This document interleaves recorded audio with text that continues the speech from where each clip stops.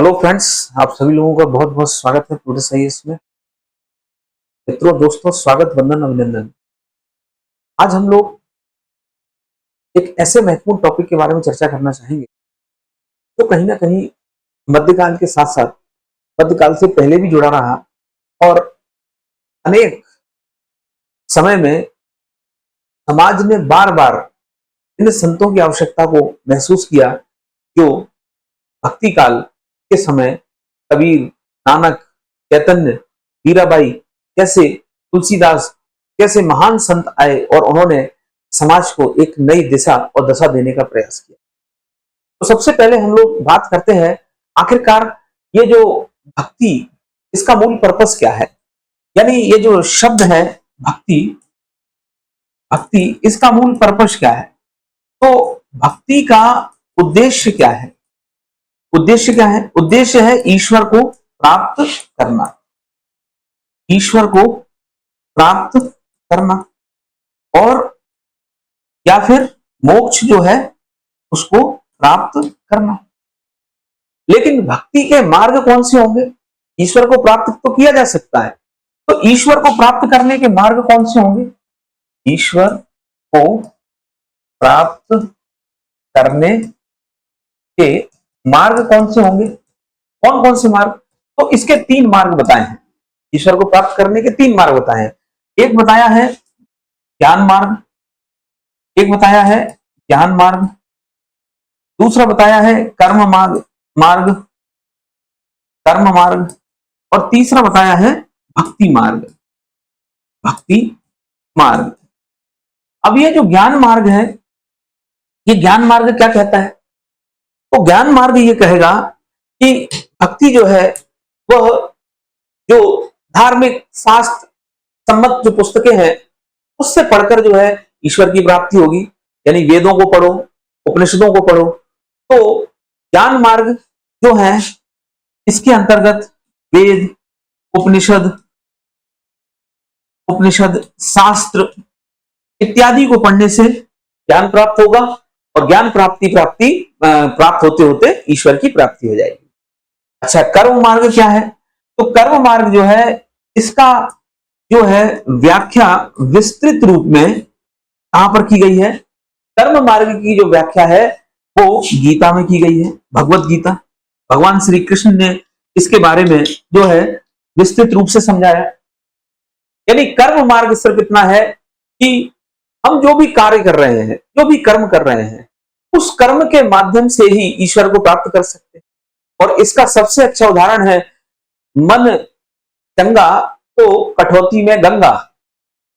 यानी जो एक प्रकार से चर्म से संबंधित, जूते से संबंधित जो कार्य करते थे महान संत रैदास, तो उन्होंने अपने कार्य करते करते ईश्वर को प्राप्त कर लिया। इसी प्रकार साधु दयाल को देखा जाए, कबीर को देखा जाए, ये सब कर्म के साथ साथ अन्य मार्ग पर भी कर्म करते करते ही तो ये कहीं ना कहीं जो है भक्ति और ईश्वर के मार्ग पर आगे बढ़े। तो कर्म की व्याख्या कौन करता है? सबसे इंपॉर्टेंट गीता, भगवत गीता, श्रीमद् भगवत गीता। तो कर्म मार्ग की व्याख्या जो है वो श्रीमद् भगवत गीता में कृष्ण के माध्यम से, यानी कर्म करते करते भी ईश्वर को प्राप्त किया जा सकता है। मन चंगा तो कठौती में गंगा।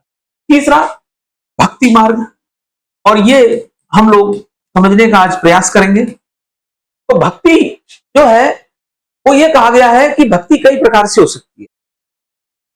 यानी भक्ति सगुण माध्यम से भी हो सकती है, भक्ति जो है वो निर्गुण माध्यम से भी हो सकती है। तो भक्ति से ईश्वर को कैसे प्राप्त किया जाएगा? यानी यदि भक्ति के माध्यम से ईश्वर को प्राप्त करना है तो कैसे प्राप्त करेंगे? तो भक्ति के माध्यम से ईश्वर को प्राप्त किया जा सकता है 2 माध्यम से। कैसे प्राप्त किया जा सकता है भक्ति के माध्यम से ईश्वर को? तो भक्ति के माध्यम से ईश्वर को कैसे प्राप्त किया जा सकता है? तो एक तो है सगुण मार्ग, सगुण मार्ग, और दूसरा है निर्गुण विचारधारा, निर्गुण जो है विचारधारा, निर्गुण मार्ग। अब ये सगुण विचारधारा क्या कहती है? सगुण विचारधारा ये कहती है कि जो एक सामान्य है, जिन्होंने अभी ईश्वर को प्राप्त करने के लिए संकल्प लिया है, शुरुआत कर रहे हैं, वो कैसे जो है मोक्ष और ईश्वर तक पहुंचेंगे। तो उसके लिए कहा कि आपको पहले आकार की जरूरत पड़ेगी, और वो आकार किसी मूर्ति के माध्यम से हो सकता है, वो आकार किसी भी प्रकार का जो आपने ईश्वर का रूप सोच रखा है, वो उस रूप को उस मूर्ति के माध्यम से आकार हो सकता है। तो सगुण मार्ग में आकार, यानी जैसे हम कह सकते हैं कि ऐसी भक्ति परंपरा जिसके माध्यम से हम मूर्त रूप में पूजा करें। मूर्त का मतलब है जिसे हम छू सकते हैं, यानी आकार के रूप में, यानी मूर्त के रूप में। मूर्त का मतलब है कि सामने मूर्ति रखी हुई है, मूर्ति के आगे पुष्पम, जल, दुग्धम, बेलपत्रम सब कुछ समर्पयामी करते हुए और भक्ति में इतना ज्यादा लीन हो जाना कि ईश्वर को प्राप्त कर लेना। ठीक इसी प्रकार यदि निर्गुण मार्ग की बात की जाए तो इसमें ईश्वर का कोई भी आकार नहीं होता है। इसमें ईश्वर का कोई भी आकार नहीं होता है। ईश्वर का कोई भी आकार नहीं होता है। अब ईश्वर का कोई भी आकार नहीं होगा तो ईश्वर कैसा होगा? निराकार होगा। ईश्वर कैसा होगा? ईश्वर का कोई भी आकार नहीं होता है तो ईश्वर कैसा होगा? ईश्वर का कोई भी आकार नहीं होगा तो ईश्वर कैसा होगा? ईश्वर जो है वो निराकार होगा। अब निराकार होगा यानी हम उसको छू नहीं सकते, टच नहीं कर सकते, तो क्या कहेंगे कि ऐसा निराकार ईश्वर क्या होगा? अमूर्त होगा। ऐसा निराकार ईश्वर एब्स्ट्रैक्ट होगा, अमूर्त होगा। अब बात यह आती है कि इनकी भी कुछ शाखाएं बन गई, यानी राम की भक्ति करने वाले और कृष्ण की भक्ति करने वाले, और निराकार की भी शाखाएं बन गई, यानी प्रेमाश्रयी शाखा, यानी जिन्होंने मलिक मोहम्मद जायसी जैसे, और अन्य जो है कबीर वाले।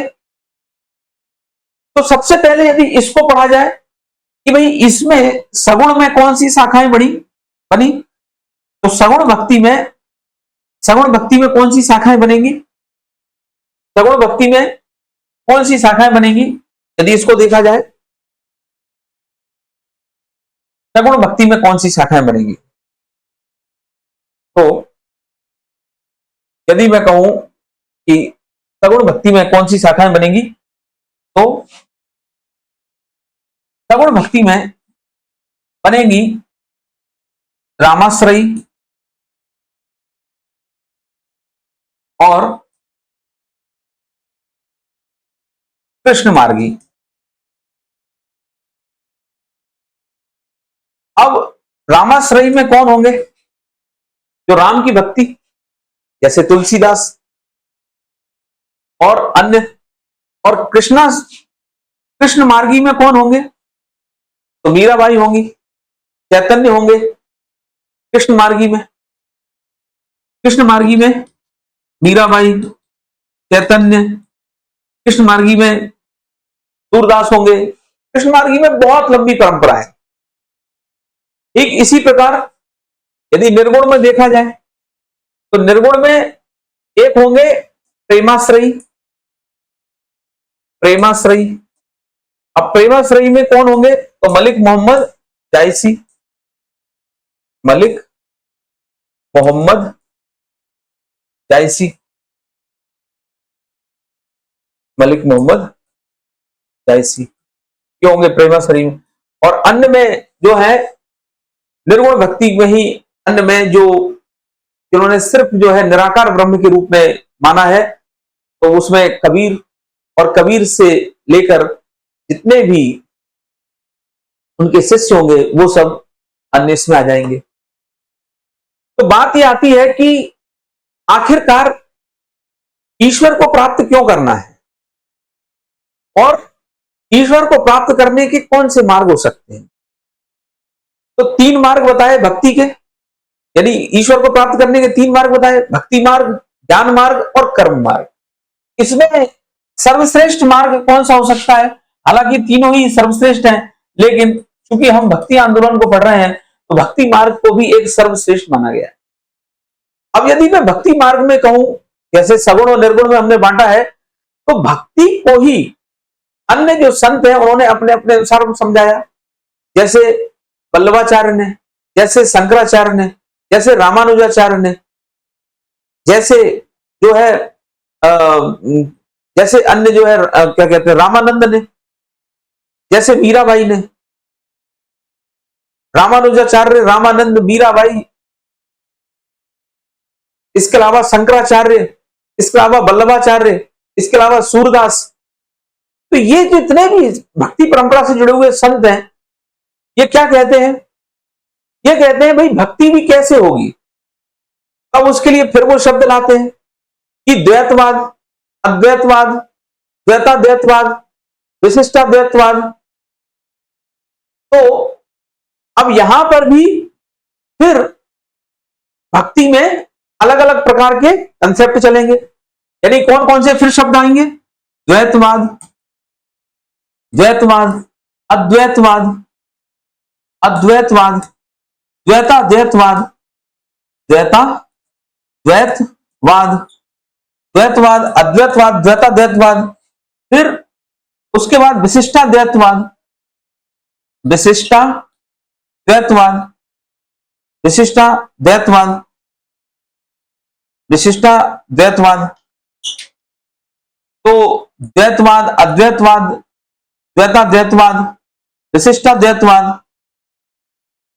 अब ये सारी शाखाएं, तो इनमें इनको हम डिटेल में पढ़ेंगे अलग से, लेकिन इनमें कहा क्या जा रहा है? इसमें यह कहा जा रहा है कि जीव, अंश, क्या दोनों अलग अलग हैं या दोनों एक हैं? सत्ता केवल एक जीव की है या उस जीव से अलग ईश्वर है? और तीसरा जो है, यानी जीव है, अंश है, अंशी है। तो इन सब में यही बात कही गई है।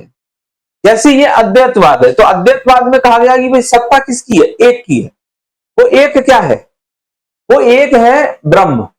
लेकिन द्वैतवाद में क्या आ जाएगा? सत्ता दो की है, एक ईश्वर हो गया, दूसरा क्या हो जाएगा? जगत हो गया। तो ईश्वर, जीव और जगत, क्या जगत की सत्ता है, क्या जीव की सत्ता है, क्या ईश्वर की सत्ता है? अब कुछ लोग कहेंगे विशिष्टाद्वैतवाद, कुछ लोग कहेंगे द्वैताद्वैतवाद, यानी द्वैत अद्वैत दोनों है। कुछ लोग कहेंगे जीव की भी है, जगत की भी है और ईश्वर की भी है। और कुछ लोग कहेंगे नहीं, शंकराचार्य जैसे केवल एक की सत्ता है। वो कौन है? ब्रह्म है। इन सबको हमको डिटेल में बाद में पढ़ेंगे कि ये इनका वास्तविक रूप में अर्थ क्या होता है। लेकिन भक्ति परंपरा में सामान्य रूप से यह कहा गया है, अपने गुरु, अपने ईश्वर की जो आराधना है वह किसी भी प्रकार से की जा सकती है। किसी भी प्रकार का मतलब यह है कि भक्ति परंपरा में रामानुजाचार्य से लेकर, वल्लभाचार्य से लेकर, मध्वाचार्य से लेकर, शंकराचार्य से लेकर तमाम जो भक्ति परंपरा के संत हुए, उन्होंने यही कहा है कि भक्ति जो है वो अलग अलग माध्यम से हो सकती है। तो अब वो माध्यम क्या हो सकते हैं? तो एक माध्यम बता रहा हूं कि भाई अद्वैत के रूप में भक्ति की जा सकती है, और बाकी के संतों ने में से कुछ संतों ने कहा है कि भक्ति जो है, जिस प्रकार भक्ति का सबसे बड़ा जो मार्ग है वो है प्रेम। यानी यहां पर वो एक शब्द लाते हैं, वो कौन सा है? प्रेम। अब इसमें एक मां और एक जीव की भी तुलना की गई है। यानी जिस प्रकार बंदर अपने शरीर पर बच्चे को लेकर चिपका कर चलता रहता है, या जिस प्रकार बिल्ली अपने शरीर में किसी बच्चे को जो है चिपकाकर कहीं ना कहीं चलती है या बैठी रहती है, उसी प्रकार जो ईश्वर है वह अपने भक्त जीव को उस प्रकार से क्या कर लेता है, अपने में समाहित कर लेता है या अपने में चिपका लेता है। तो कंसेप्ट कहां से आया? कंसेप्ट आया एक से। एक से क्या बने? दो बने। दो से क्या बने? तीन बने। मूलतः दो है, पर दो से फिर जीव जगत इनकी भी सत्ता मान ली गई। तो ईश्वर, जीव और जगत, पूरा गेम इन तीनों के ही आसपास घूमेगा। और जैसा मैंने कहा, भक्ति में सबसे बड़ा माध्यम क्या है? वो है प्रेम। यानी भक्ति परंपरा में जो शुरुआत होगी, वो शुरुआत इस प्रकार से मानी जाएगी कि अपने ईश्वर की ओर ध्यान आकर्षित करना, सिर्फ एक ही लाइन, और वो ध्यान आकर्षित करना प्रेम के रूप में। जैसे ही ध्यान आकर्षित प्रेम के रूप में होने लगेगा, तो ये जो मन है, इस मन के ऊपर क्या हो जाएगी? जीत हो जाएगी। तो भक्ति परंपरा में सबसे बड़ा शत्रु मन को बताया गया है, और मन को जीत लेना भक्ति परंपरा का पहला स्टेप माना गया है। और मन को ही जीतने के लिए पहला जो सब सरल मार्ग बताया गया है, वो ये बताया गया है कि आप अपने गुरु, अपने आराध्य की भक्ति प्रारंभ करें, और धीरे धीरे धीरे धीरे मन के ऊपर जो नियंत्रण स्थापित हो गया, तो फिर वो भक्ति मार्ग है, वो आगे बढ़ जाएगा। तो यहां पर सबसे जटिल बात क्या बताई गई है? मन के ऊपर नियंत्रण करना। और जहां मन को नियंत्रण कर लिया, यानी मन का शमन कर दिया, तो निश्चित रूप से भक्ति जो है वो अपने आप पैदा हो जाएगी। क्योंकि मन का नियंत्रण का हो, मन के ऊपर नियंत्रण का मतलब होता है कंसंट्रेशन का पैदा होना। जहां कंसंट्रेशन पैदा हुआ एक बिंदु पर, भक्ति अपने आप पैदा हो जाएगी। और भक्ति के पैदा होने का मतलब है जो भी हमारा लक्ष्य है वो जरूर प्राप्त हो जाएगा, ईश्वर को प्राप्त करना। अब ये भक्ति आंदोलन आया कहां से? इसकी शुरुआत कब से हुई? तो माना जाता है 6वीं 7वीं शताब्दी से इसकी शुरुआत मानी जाती है, 6वीं और 7वीं शताब्दी से। और कहा जाता है कि अलवार और नैनार के द्वारा इनकी शुरुआत की गई थी। अलवार और नैनार के द्वारा इनकी शुरुआत की गई थी। लेकिन वास्तविक रूप से जो भक्ति काल है, जो पूरे समाज में और लोक में प्रचलित हुआ, वो होता है 12वीं से 15वीं शताब्दी के बीच में, 12वीं से 16वीं शताब्दी के बीच में। और सबसे ज्यादा ये जो प्रचलित हुआ भक्ति परंपरा, ये 15वीं से 16वीं शताब्दी के बीच में। तो 15वीं से 16वीं शताब्दी के बीच में सबसे ज्यादा ये जो भक्ति परंपरा है ये प्रचलित होगी। तो 15वीं से 16वीं शताब्दी के मध्य 15वीं से 16वीं शताब्दी के मध्य भक्ति परंपरा सबसे ज्यादा प्रचलित होगी। लेकिन शुरुआत कब होगी? तो शुरुआत जो है इसकी 7वीं और 8वीं शताब्दी में इसकी शुरुआत हो जाएगी। शुरुआत इसकी जो है 6वीं से 7वीं शताब्दी। लेकिन इससे पहले भी क्या भक्ति परंपरा को माना जा सकता है? इससे पहले कुछ उदाहरण मिलते हैं। जैसे 1st सेंचुरी एडी की यदि मैं बात करूं, 1st सेंचुरी एडी की मैं बात करूं, तो एक मोरा नामक महिला, तोसी, मोरा जो है स्थान का नाम है, तोसी एक महिला का नाम है, वो कृष्ण की भक्त थी। तो उसने 5 वृष्णि वीरों की मूर्ति की स्थापना की। वो कृष्ण की भक्त थी, उसने 5 जो है वो कृष्ण के पुत्रों की मूर्तियों की स्थापना की। जैसे प्रद्युम्न, अनिरुद्ध, साम और प्रकर्षण। तो प्रद्युम्न, अनिरुद्ध, साम, प्रकर्षण, इस प्रकार से 5 जो है वो वृष्णि वीरों की स्थापना की। किसकी स्थापना की? वृष्णि वीरों की स्थापना की। तो ये 5 जो है वो वृष्णि वीरों की स्थापना की। ये कौन थे? वो कहते हैं ये श्री कृष्ण की पत्नियों के पुत्र थे। श्री कृष्ण की पत्नियों के पुत्र थे। जैसे अनिरुद्ध, जैसे प्रद्युम्न, जैसे साम, जैसे प्रकर्षण। तो ये 5 वैष्णव वीरों की पहली बार मूर्ति स्थापना की गई मोरा नामक स्थान में। तोसी नामक महिला ने, कहा जाता है यहां से भक्ति परंपरा की स्थापना। हालांकि कुछ लोग शिव से भी जोड़ के मान के चलते हैं, लेकिन ज्यादातर हमें प्रमाण जो है वो अलवार और नैनार से ही मिलते हैं। ठीक है, तो भक्ति परंपरा की स्थापना की शुरुआत हम अलवार नैनार से मानेंगे, 6वीं शताब्दी से मानेंगे, और फिर उसके बाद 15वीं 16वीं शताब्दी तक जाएंगे। तो अलवार में कितने संत होंगे? अलवार जो संत है, अलवार जो है वो किस परंपरा को मानेंगे? अलवार जो संत होंगे वो वैष्णव परंपरा को मानेंगे। अलवार संत किसको मानेंगे? वैष्णव परंपरा को। अलवार संत वैष्णव परंपरा को मानेंगे। और नैनार जो संत होंगे, नैनार जो संत होंगे वो शिव की परंपरा में आगे जाएंगे। और अलवार संत कितने होंगे? 12 होंगे। नैनार संत कितने होंगे? 63 होंगे। अब इनमें हम लोग डिटेल में पढ़ेंगे। पूरम, पुएब, कोरडोई, अपार, अंडाल, तिरुवक्काडू, नच्ची, नच्चेलियार। अलवार संतों को अलग से पढ़ेंगे, नैनार संतों को अलग से पढ़ेंगे। अलवार में राजशेखर, कुलशेखर, अंडाल जैसे महंतों, चतुर्वेदी, नम्मा अलवार जैसे महान संतों को पढ़ेंगे।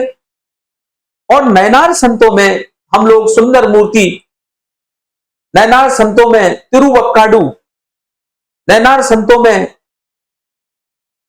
अनेक प्रकार के संतों को हम पढ़ेंगे। तो अलवार संत और नैनार संत, और फिर इनमें से जो सबसे इंपॉर्टेंट है उनके बारे में हम लोग पढ़ेंगे। तो पार्ट 2 में इसके बाद की हम लोग आगे बातें पढ़ेंगे। आज हम लोगों ने बस ये पढ़ा कि आखिरकार भक्ति जो है उसका पर्पस क्या है, ईश्वर को प्राप्त करना किस प्रकार से प्राप्त किया जा सकता है। हमने कहा ईश्वर को प्राप्त करने के 3 मार्ग। कौन कौन से मार्ग हैं? कर्म मार्ग, ज्ञान मार्ग, भक्ति मार्ग। अब कर्म मार्ग में कर्म के माध्यम से, इसमें गीता के बारे में, गीता भगवत गीता में इसके बारे में उल्लेख किया है। और ज्ञान मार्ग में जो हमें धार्मिक किताबें पढ़नी है, जैसे उपनिषद है, जैसे हमारे शास्त्र हैं, जैसे वेद हैं, जैसे अन्य हमारे धार्मिक पुस्तकें। और भक्ति मार्ग में क्या कहा गया? सबसे आसान, सिर्फ क्या करना है? प्रेम करना है। भक्ति मार्ग में सिर्फ और सिर्फ प्रेम को ध्यान में रखना है। फिर ईश्वर की कैसे प्राप्ति होगी? तो हमने कहा भक्ति मार्ग में दो हमने कहा कि 2 प्रकार से, एक है सगुण, दूसरा है निर्गुण। अब सगुण का मतलब क्या है? जहां पे आकार होगा, जहां पर क्या होगा? कोई मूर्त संकल्पना होगी। और निर्गुण का मतलब आकार की आवश्यकता नहीं है, यानी निराकार है। ठीक है, तो जैसे कबीर हो गए, निर्गुण परंपरा के बहुत बड़े थे। और सगुण परंपरा में मीराबाई है, सगुण परंपरा में तुलसीदास जी हैं, सगुण परंपरा में बहुत सारे संत हैं। अब सगुण में भी फिर क्या पढ़ेंगे? रामाश्रयी और कृष्णाश्रयी। अब निर्गुण में भी क्या पढ़ेंगे? प्रेमाश्रयी और अन्य वाले। प्रेमाश्रयी में किसे पढ़ेंगे? मलिक मोहम्मद जायसी को। लेकिन इस ओवरऑल भक्ति में प्राप्त क्या किया जा रहा है? ईश्वर को। और ईश्वर को प्राप्त कब होगा? कब प्राप्त किया जाएगा? जब मन के ऊपर नियंत्रण होगा। तो मन के ऊपर नियंत्रण ही इस पूरी भक्ति का एपी सेंटर है। जहां मन पे नियंत्रण हुआ वही कंसंट्रेशन बढ़ा, और जहां कंसंट्रेशन बढ़ा वही भक्ति के मार्ग खुल जाते हैं। तो यही जो है इस पूरी भक्ति परंपरा की क्या है, एक प्रकार से व्याख्या की गई है कि आखिरकार मोटिव क्या है। इस पूरी भक्ति परंपरा का मोटिव है मन को कहीं ना कहीं दुर्बल कर देना, मार देना, छीण कर देना। जब तक मन के ऊपर नियंत्रण नहीं होगा, मन को नहीं मारा जाएगा, मन को कंट्रोल नहीं किया जाएगा, तब तक कंसंट्रेशन नहीं होगा। और जब कंसंट्रेशन हो गया, ध्यान केंद्रित हो गया, वहीं से भक्ति प्रारंभ हो जाए।